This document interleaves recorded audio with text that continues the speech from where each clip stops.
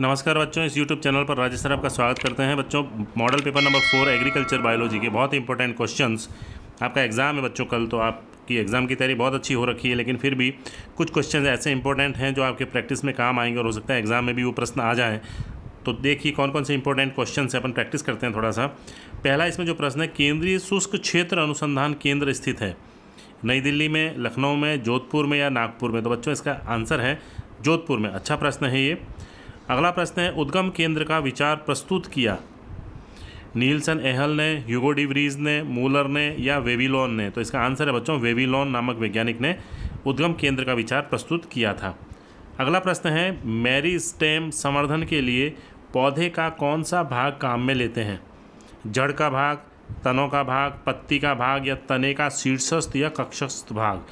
तो इसका D answer है बच्चों तने का शीर्षस्थ या कक्षस्थ भाग। अगला जो प्रश्न है, उच्च श्रेणी के पौधों में जीन क्लोनिंग के लिए कौन सा जीवाणु अधिक उपयोगी है?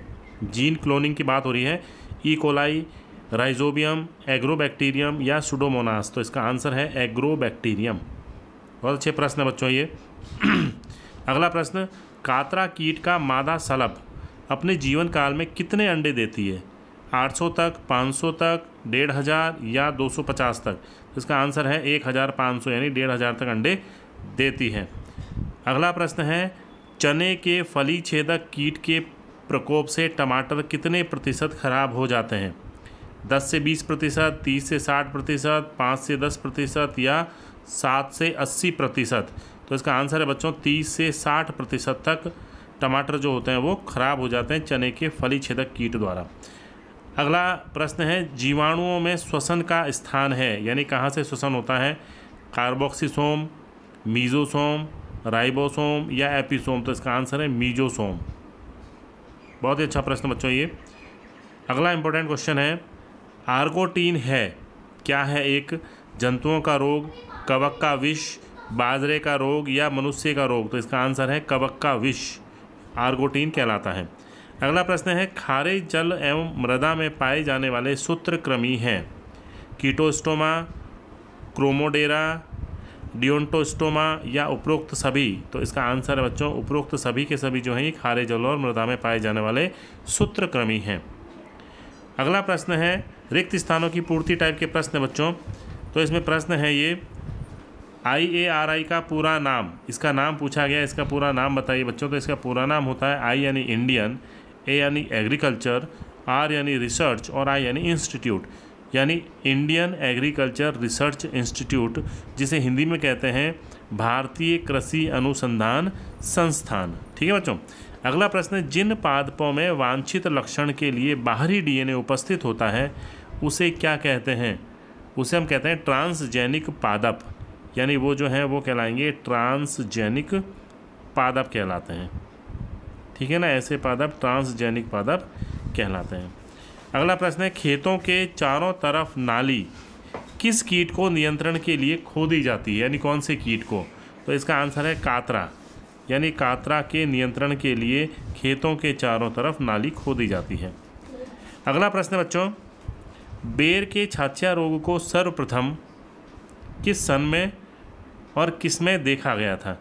तो इसका आंसर है बच्चों पहले में 1946 में और कानपुर में। ठीक है ना, कानपुर में इसको देखा गया था 1946 में, और कानपुर में सबसे पहले बेर के छाछिया रोग को देखा गया था। तो ये खाली स्थान वाले प्रश्न थे बच्चों, रिक्त स्थान की पूर्ति करने वाले। अब जो प्रश्न है अति लघुतरात्मक प्रश्न, पहला इसमें इंपॉर्टेंट क्वेश्चन है, बहुसंकरण विधि किसे कहते हैं? तो आपको बहुसंकरण जो विधि होती है उसके बारे में लिखना है कि बहुसंकरण विधि क्या है, इसके बारे में आपको समझाना है बच्चों। तो बता देता हूँ कि बहुसंकरण विधि में क्या होता है कि विभिन्न उद्भव वाले जो 2 से अधिक पौधों से किसी एक लक्षण की दृष्टि से संकरण करने को बहुसंकरण कहते हैं। यानी ऐसे पौधे जिनमें अपन को 2 से अधिक लक्षण प्राप्त करने हैं एक ही पौधे में, तो उनकी जब संकरण कराया जाता था, इस प्रकार के संकरण को बहुसंकरण कहा जाता है। अगला प्रश्न है, पौधे के किस भाग का संवर्धन करके वायरस मुक्त पौधे प्राप्त किए जाते हैं? तो इसका आंसर है प्ररोहाग्र मेरिस्टेम, यानी प्ररोह का जो अग्र भाग होता है, प्ररोहाग्र मेरिस्टेम वायरस से मुक्त होते हैं, अतः इसके संवर्धन द्वारा वायरस मुक्त पौधे प्राप्त किए जा सकते हैं। अगला प्रश्न है कीटों में उत्सर्जन क्रिया किसके द्वारा होती है बच्चों? तो कीटों में उत्सर्जन क्रिया मेलपीगी नलिकाओं द्वारा होती है। इसका आंसर है मेलपीगी नलिकाएं, मेलपीगी नलिकाओं द्वारा होती हैं। अगला प्रश्न है कॉटन वालवर्म के नाम से किस कीट को अमेरिका में जाना जाता है? इसका आंसर है चने का फली छेदक कीट बच्चों, ठीक है ना, चने का फली छेदक कीट को अमेरिका में कॉटन वालवर्म के नाम से जाना जाता है। स्लो विषाणु व पजलिंग प्रोटीन किसे कहते हैं? स्लो विषाणु या पजलिंग प्रोटीन, ठीक है बच्चों। इसका आंसर जो है इसमें क्या होता है कि भेड़ और बकरी का स्क्रैपी रोग जो होता है एक संक्रमणकारी प्रोटीन कण के कारण होता है, ठीक है, जिसे प्रियॉन कहते हैं। प्रियॉन शब्द आपने सुना होगा, उसे प्रियॉन कहते हैं और उसे ही स्लो विषाणु या पजलिंग प्रोटीन कहा जाता है। अगला प्रश्न है रूस में गेहूं के पर्णरोली रोग के एकांतर परपोषी का नाम बताइए।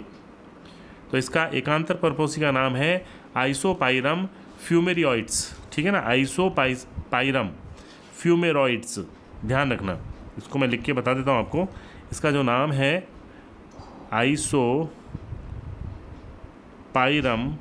ये तो हो गया इसका नाम, और फ्यूमेरॉइड्स, फ्यूमेरॉइड्स, ठीक है बच्चों। अगला प्रश्न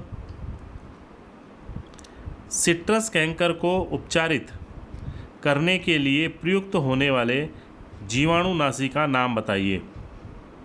तो इसका नाम है स्ट्रेप्टोसाइक्लिन, ठीक है ना, स्ट्रेप्टोसाइक्लिन।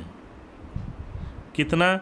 ये 500 ppm इसकी मात्रा है, 500 ppm पार्ट पर मिलियन, ppm प्रति जैविक का छिड़काव 15 दिन के अंतर पर करके रोग का नियंत्रण किया जा सकता है बच्चों, ठीक है ना। अगला जो प्रश्न है सूत्रकृमि का शरीर किस प्रतिरोधी स्तर से ढका रहता है? प्रतिरोधी स्तर पूछा है तो इसका बहुत सिंपल आंसर है क्यूटिकल से, ठीक है ना, क्यूटिकल से ढका रहता है। किसका? सूत्रकृमि का शरीर क्यूटिकल नामक प्रतिरोधी स्तर से ढका रहता है। तो बच्चों सेक्शन ए के इंपॉर्टेंट क्वेश्चन थे। अब अपन बात करेंगे सेक्शन बी की। बहुत इंपॉर्टेंट क्वेश्चन है ये, इनके आंसर आपको आते होंगे, नहीं आते तो आप इनकी प्रैक्टिस कर लीजिए, हो सकता है एग्जाम में आपको पूछे जा सकते हैं। इसमें जो प्रश्न है उद्गम केंद्र से क्या अभिप्राय है तथा उद्गम केंद्र के प्रकार लिखिए। आपको ये अभिप्राय बताना है और इसके प्रकारों के बारे में लिखना है। अगला प्रश्न है पुंज विधि क्या है? इस विधि का रेखाचित्र द्वारा प्रदर्शन कीजिए। बहुत ही अच्छा प्रश्न है बच्चों। अगला प्रश्न समूह चयन से आप क्या समझते हैं? इसके 2 गुण और 2 दोष लिखिए। अगला प्रश्न शुद्ध वंशक्रम वर्ण किसे कहते हैं? इसकी परिभाषा लिखनी है और इसके भी 2 गुण और 2 दोष इसके बारे में आपको लिखना है। बहुत ही अच्छे प्रश्न है बच्चों। वाहक अणुरहित या प्रत्यक्ष रूपांतरण की माइक्रो इंजेक्शन विधि क्या होती है? इसके 2 गुण और 2 दोष लिखिए। आपको दोष और गुण लिखने हैं।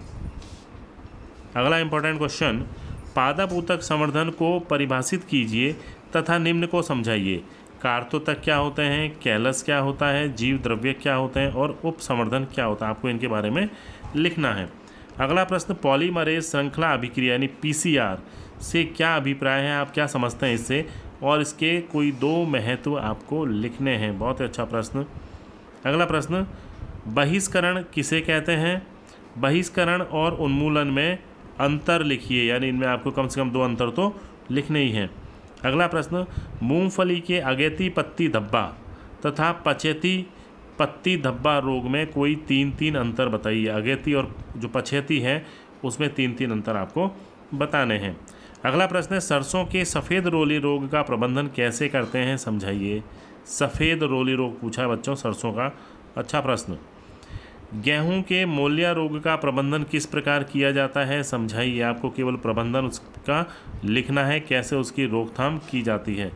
अगला प्रश्न आवास के आधार पर सूत्रकृमियों के प्रकार लिखिए तथा इनके पौधों पर पड़ने वाले कोई 2 प्रभाव के सूत्रकृमि के पौधों पर क्या प्रभाव पड़ते हैं।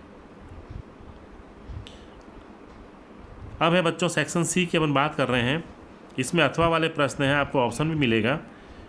इसमें प्रश्न है माहू कीट के जीवन चक्र को समझाइए तथा आवश्यक चित्र बनाइए, यानी जीवन चक्र का आपको चित्र बनाते हुए समझाना है। इसके अथवा में जो प्रश्न है चने के फली छेदक का वैज्ञानिक नाम लिखना है।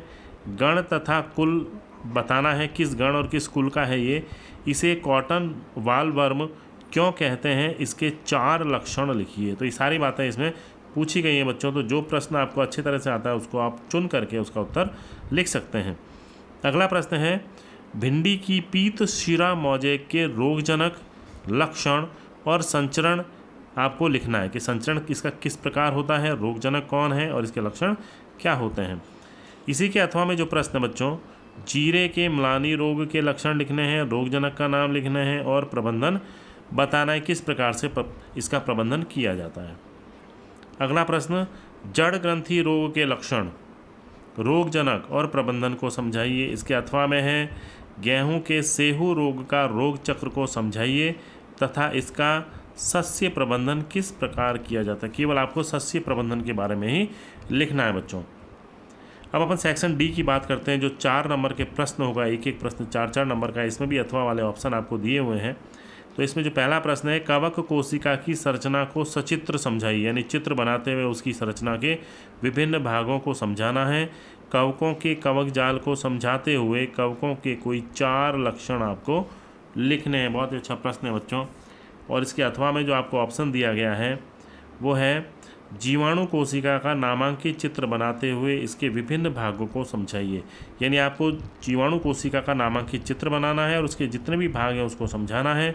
और जीवाणुओं में ग्राम अभिरंजन को समझाइए, यानी किस प्रकार से उसमें ग्राम स्टेन होता है। अभिरंजन के आधार पर 2 प्रकार के होते हैं, पॉजिटिव और नेगेटिव, तो उसके बारे में आपको लिखना है बच्चों। ठीक है। अगला जो इम्पोर्टेंट क्वेश्चन है, सफ़ेद लट का वैज्ञानिक नाम लिखिए और इन्हें किस नाम से जाना जाता है। इनके पोषक पौधों के उदाहरण भी लिखने हैं। सफ़ेद लट की पहचान के कोई 4 लक्षण लिखने हैं। तो ये 4 भागों में बटा हुआ प्रश्न है बच्चों, पूरा की पूरा। बहुत अच्छा प्रश्न है सफ़ेद लट से संबंधित। इसके अथवा में जो प्रश्न है वो बेर की फल मक्खी का से संबंधित है कि बेर की फल मक्खी का वैज्ञानिक नाम लिखिए। यह बेर को किस प्रकार हानि पहुंचाती है और इसका प्रबंधन किस प्रकार किया जाता है। तो बच्चों ये बहुत ही इंपॉर्टेंट क्वेश्चन थे जो आपके एग्ज़ाम की दृष्टि से बनाए गए हैं, क्योंकि आपका एग्ज़ाम बिल्कुल नज़दीक है। तो आप इन प्रश्नों की भी प्रैक्टिस कर लें ताकि आपको हो सकता है इसमें से कोई ना कोई प्रश्न मिल जाए। ठीक है बच्चों, और आपके अच्छे से अच्छे मार्क्स प्राप्त हों ऐसी उम्मीद के साथ। ये आपका जो मॉडल पेपर था, आपने बहुत ज़्यादा डिमांड की कि सर मॉडल पेपर बनाइए, तो मैंने आपकी डिमांड पर बनाया है बच्चों। अब आपका अगली बार जब एग्रीकल्चर का पेपर होगा तो उसका मॉडल पेपर भी जल्दी अपलोड कर दिया जाएगा। इसके लिए आप मेरे चैनल को फटाफट सब्सक्राइब कर लें ताकि आपको जल्दी से जल्दी यूट्यूब पर वीडियो मिल सके। और धन्यवाद।